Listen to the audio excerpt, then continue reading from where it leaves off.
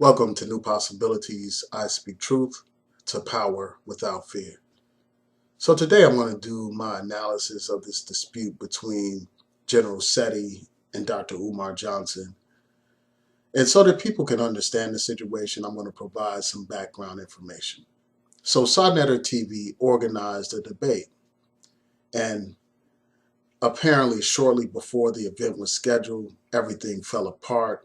You had the parties part their ways. So you had General Seti and young Pharaoh basically say, well, they're going to hold their own event instead of engaging in a debate with the Amin Ra squad. And because of that, there was a lot of back and forth, a lot of insults exchanged, a lot of threats exchanged. It degenerated into basically the typical type of stuff you see on the street.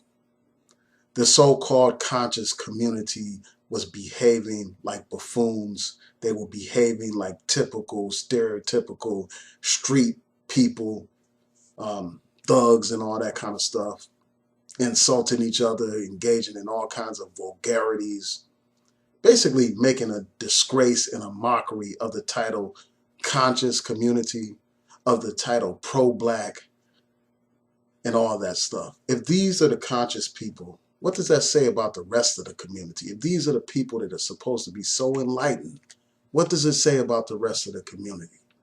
So in response to that turmoil, in response to that conflict, Dr. Umar Johnson tried to call for a tribunal of elders to resolve the dispute. And in response to that, instead of being commended for trying to resolve the situation, instead of being celebrated for trying to bring about some kind of peace, General Seti basically went all the way off on Dr. Umar Johnson. He was disrespectful. He insulted Dr. Johnson. He called him, fat. He basically said he's a pastor giving the same old sermon, talking about how he's a womanizer, and he made some other derogatory comments as well. And he basically said that he wasn't going to any tribunal, and he basically said, F those elders that Dr. Umar Johnson referred to. He went on to talk about how they're not actively involved in the black community. And he went on to make some other disparaging remarks. And I'll include a link in the description box so that you can see that video for yourself and judge it for yourself. So in response to that, Dr. Umar Johnson basically went nuts. I mean, Dr. Umar Johnson basically went on some ghetto street hood nigga type stuff. And this is a man who is trying to set up a school. That's what he tells us. He's trying to educate and guide the youth, but yet he is behaving like the very youth that he wants to guide. He's engaging in the kind of street hood nigger type of behavior that he criticizes. He's engaging in the same kind of psychosis that many of our people suffer from. And I think that that is disappointing, to say the least, but it's not surprising because it's not the first time I heard him act like that. It's not the first time, and it probably won't be the last time. And I understand that if somebody insults you, if they come at you in a disrespectful kind of way, it's your natural inclination to try to respond to them. But if you're supposed to be on another level, you brag about being the most requested speaker and a great scholar and all this and all that, the prince of Pan-Africanism, but yet you allow yourself to go into the gutter and behave like a street thug, to behave like these rap artists that people condemn for their coonery and buffoonery. That's essentially what you had here. You had basically a situation that was similar to, as people said in the comment section, similar to the beef between Jay-Z and Nas, where Jay-Z puts out Takeover and then Nas comes back with Ether. And this guy, Dr. Umar Johnson, basically destroyed Seti with all kinds of personal insults, all kinds of vulgarities and profanity and all this and that. That video is in the description box as well so that you can check it out for yourself. he basically pulled rank on him. He basically talked about how he's published, how he has credentials, and how Seti doesn't have any of those things.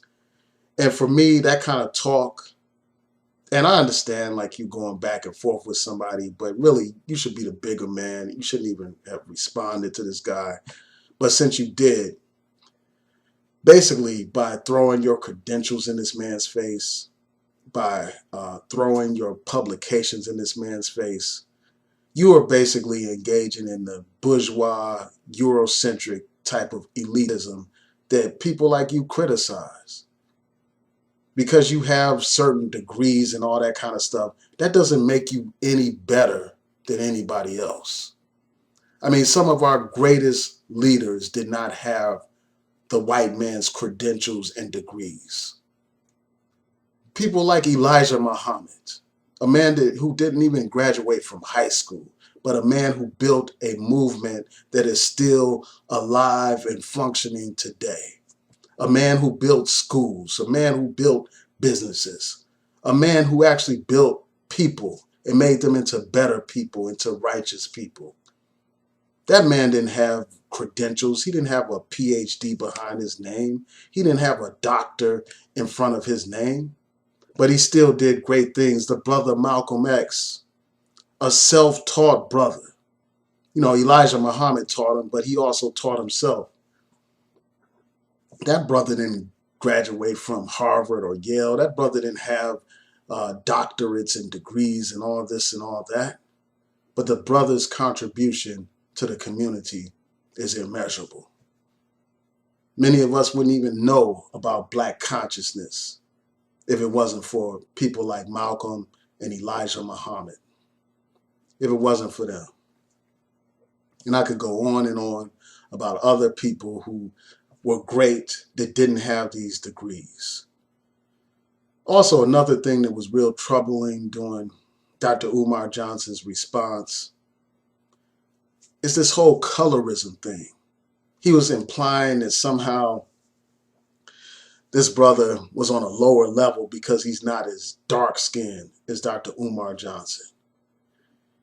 And really, you would expect somebody who's supposed to be a psychologist, somebody that's supposed to know about the mind, somebody who's supposed to know about the deep-rooted psychological problems in our community, somebody who's well aware of the issue of colorism in our community.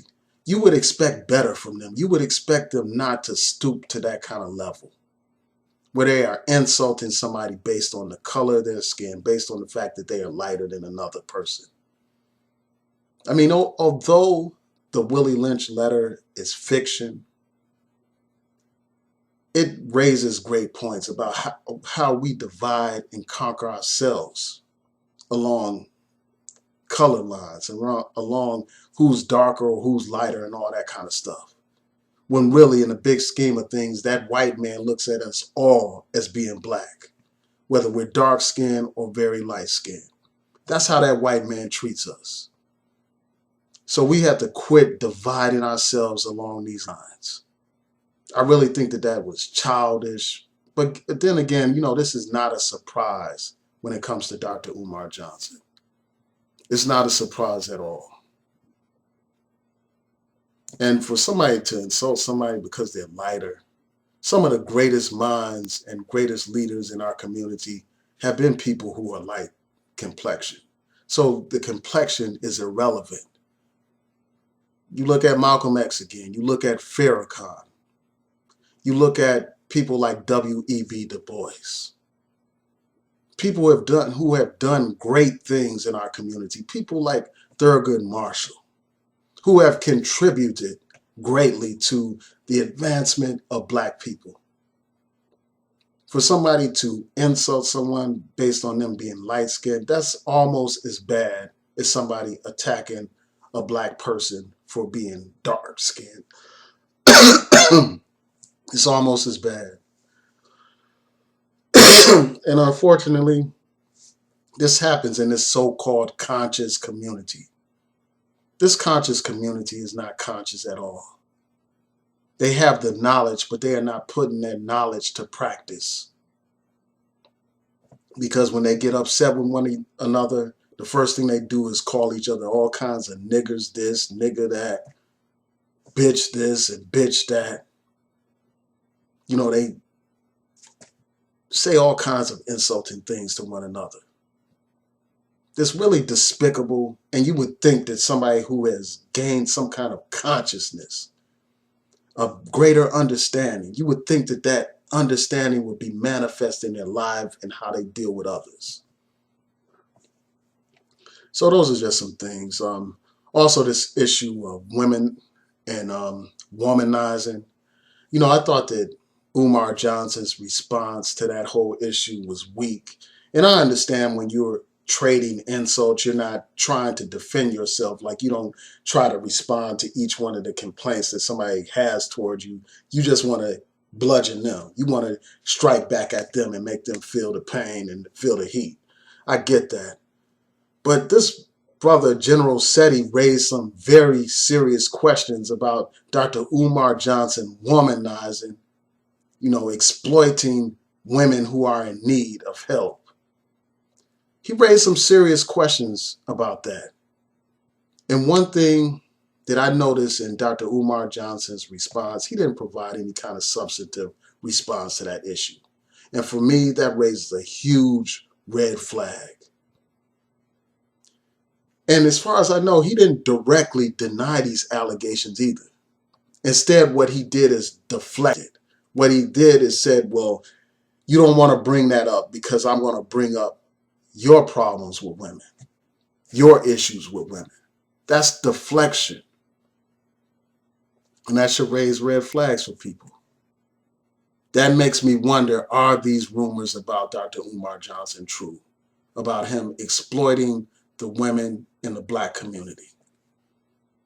I mean, we already have the example of the so-called conscious stripper, how he basically used her for sexual purposes, never had no intent to get into any kind of relationship with that woman. And I understand, like, some people will say, well, that's his business. Who cares? But this man is supposed to be a leader, someone who is supposed to be correcting the dysfunctional behavior that exists in our communities, someone who is supposed to be repairing the psychological damage that has been done to our boys and to our young ladies. But yet he is engaging in the same kind of dysfunctional behavior that he condemns. And that's hypocrisy for me. And as far as I'm concerned, I don't care how well somebody speaks. I don't care how much of a following they have. All of these people that some of you people worship need to be held accountable. They need to be called out for their hypocrisy. They need to be called out when they fall out of line and out of order. And I think that both of these brothers are out of line and way out of order. And I think that they are putting a bad image forward for the whole world to see. A bad image not only of black men, not only of black people, but of this so-called black consciousness movement. If these people are the representatives of that movement, what does it say about the movement? What does it say about black people? If these are supposed to be the best, the brightest, and the most enlightened, what the hell does that say about the rest of our community? You got these people that are supposed to be enlightened, threatening each other, cursing at each other, disrespecting each other, referring to each other as the N-word, the same word that that damn racist white man gave us to humiliate us and to degrade us, but yet they have no problem freely calling each other this. I mean, I can understand somebody that doesn't have knowledge using such language. But for somebody that's supposed to be conscious to be acting like that, it's a disgrace. It's a disgrace. And I thought that it's really problematic how these people get so caught up in their egos, how these people are so egocentric and so self-centered. It's all about them, and very little is about the actual people, benefiting and helping the actual people.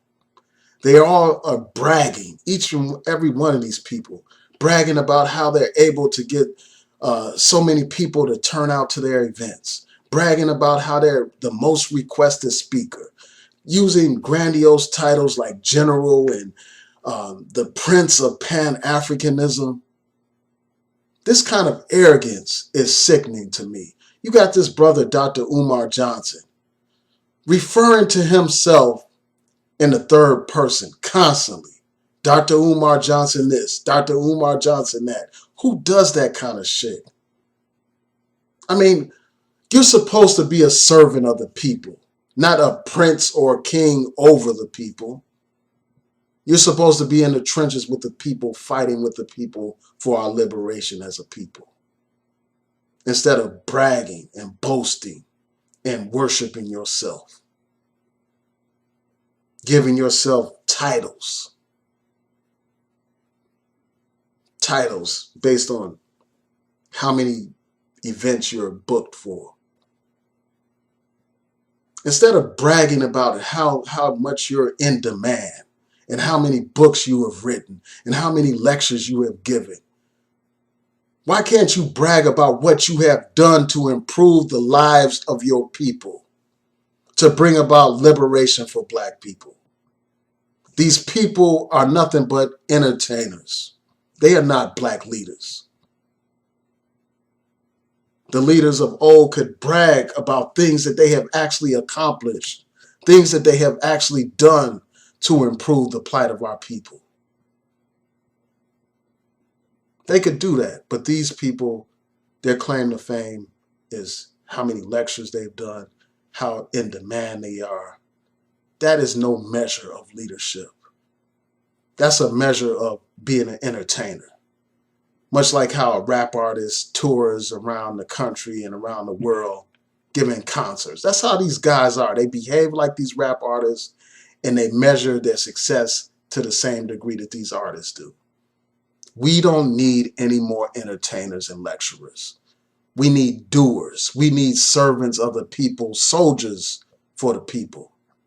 People who are in the trenches, getting their hands dirty with the masses of the people, fighting for black liberation. That's what we need. We need organizers and mobilizers to affect change right here and right now for our people who are being killed by these police, for our people who are going to struggling and inferior schools, for our people who are mass incarcerated.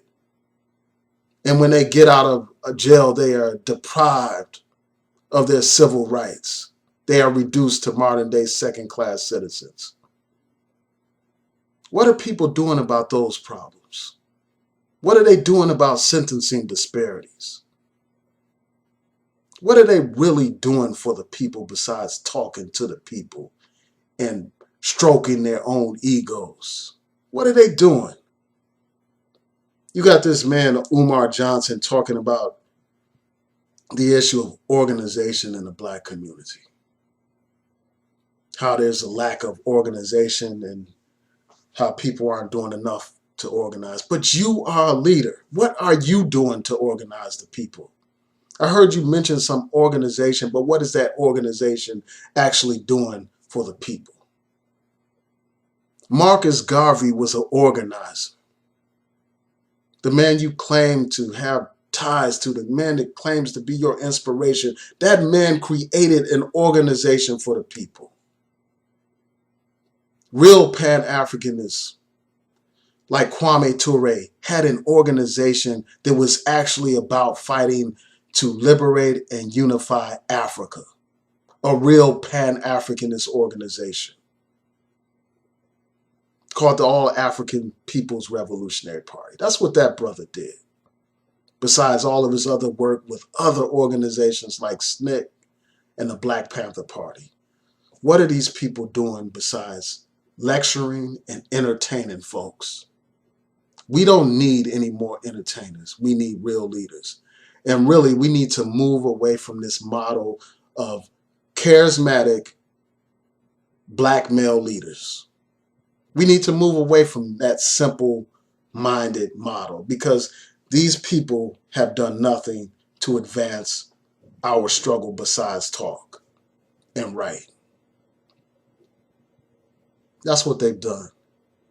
Men like Elijah Muhammad, that brother wasn't the greatest speaker. What that brother did was put people in position who he knew had great oratorial skills or oral, great speaking skills. He put those people in positions and had them be his spokespeople while he was a builder of institutions and of men and women. We need new models of leadership. We really do.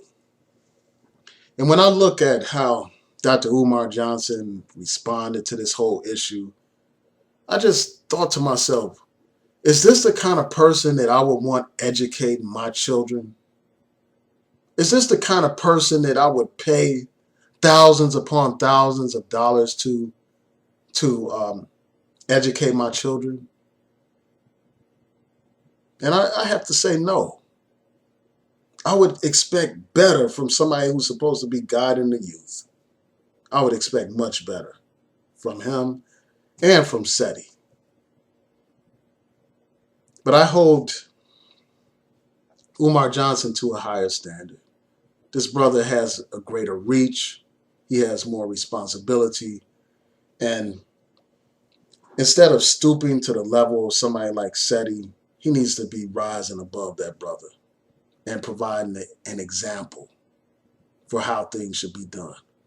And I think that this whole situation speaks to a lack of a code of conduct and ethics in our community. The fact that you have this kind of dispute that gets out of hand like this. There should already be a structure in place to resolve these kinds of conflicts. There should be a structure in place. I mean, even criminals like the mafia and stuff like that had a commission where rival families would try to resolve their conflicts by having a sit down. Why can't we have some kind of code of ethics where we agree, as people have said, like the sister, True Royal Family, she talked about a code of conduct. We need to have that not just in this YouTube community, but in the larger Black community, a code of ethics, and we need to have a real tribunal to resolve these conflicts that exist in our communities. Not just the conflicts between these public figures, but the conflicts on the street level as well between these rival so-called gangs. We need to be about dispute resolution and about bringing about peace in our communities instead of more and more conflict. So those are my thoughts about this situation. I just find this whole thing to be disappointing. I really hope that these brothers find some kind of way to resolve their differences. And that's what I hope for. I hope that things don't rise to the level where you actually have violence. And I think that there's a potential for that. I've seen some of these people, like from what I've heard, like one of these people had a gun out. And I think it was Seti from what I recall. But you have people threatening each other. I mean, all we have to do is look back in history and see how things have degenerated, to see how conflicts resulted in violence. When you look at the conflict between the Black Panther Party and us, between Huey Newton and Ron Karenga, who would later become known as Mulana Karenga. When you look at that conflict, when you look at how that resulted in members of the Black Panther Party being killed by us members, there's great potential for that kind of tragedy to reoccur in our community. We don't need to be fighting with each other. Instead of directing all this hostility towards each other, we need to direct this hostility towards the system that holds us all down and oppresses us all. So with that, I'll just say peace and blessings. Tell me what you think about this whole issue. Please rate, comment, and subscribe. Peace.